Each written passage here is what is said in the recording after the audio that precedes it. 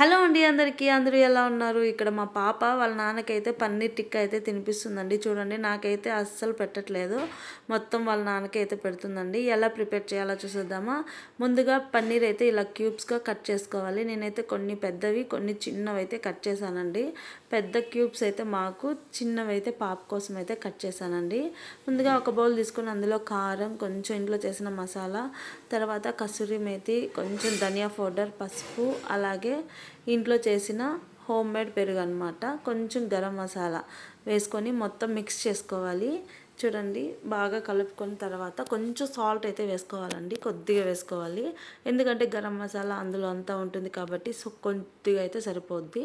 మొత్తం ఇలా మిక్స్ చేసుకొని పన్నీర్ ముక్కలు అయితే వేసేసుకొని బాగా కలుపుకోవాలి. చూడండి, ఈ పాప కోసం అయితే చిన్న పన్నీర్ అయితే కట్ చేశాను. తర్వాత లాస్ట్లో నిమ్మకాయ అయితే పిండుకోవాలి. పిండేసి తర్వాత ఒక 5 to 10 మినిట్స్ అయితే మ్యారినేట్ అలాగే ఉంచేసుకోవాలి, నానబెట్టుకోవాలి. తర్వాత స్టవ్ వెలిగించి ప్యాన్ పెట్టి, ఈ ప్యాన్ నేను డిమార్ట్లో అయితే కొన్నానండి, చాలా బాగుంది అసలు. చూడండి, కొంచెం ఆయిల్ అయితే, ఇందులో బటర్ కానీ నెయ్యి కూడా వేసుకోవచ్చు. నాకు ఇష్టం లేదు, సో మీకు ఇష్టం ఉంటే వేసుకోవచ్చు. నేనైతే ఆయిల్ అయితే వేసుకున్నానండి. ఇలా పన్నీర్ 1 by 1 అలా మొత్తం స్ప్రెడ్ చేసి పెట్టుకోవాలి. చూడండి, ఈ విధంగా పెట్టుకోవాలి. నెక్స్ట్ పైన కూడా కొద్దిగా ఆయిల్ అయితే వేసేసుకొని ఒక 15 to 20 మినిట్స్ ఇలా మీడియం ఫ్లేమ్లో, సిమ్లో పెట్టి బాగా ఇలా తిప్పుతూ కాల్చుకోవాలి. చూడండి, అప్పుడే బాగా కాలుతున్నాయి. మీరు ఎంతమందికి పన్నీర్ టిక్కా చేయడం వచ్చో కామెంట్ చేయండి.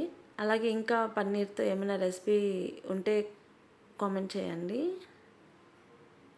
నాకైతే చాలా ఇష్టం అండి పన్నీరు. మీరు ఎంతమందికి ఇష్టమో కామెంట్ చేయండి. చూడండి, ఈ విధంగా కాల్చుకోవాలి. టేస్ట్ అయితే సూపర్ వచ్చింది అసలు, చాలా అంటే చాలా బాగుంది.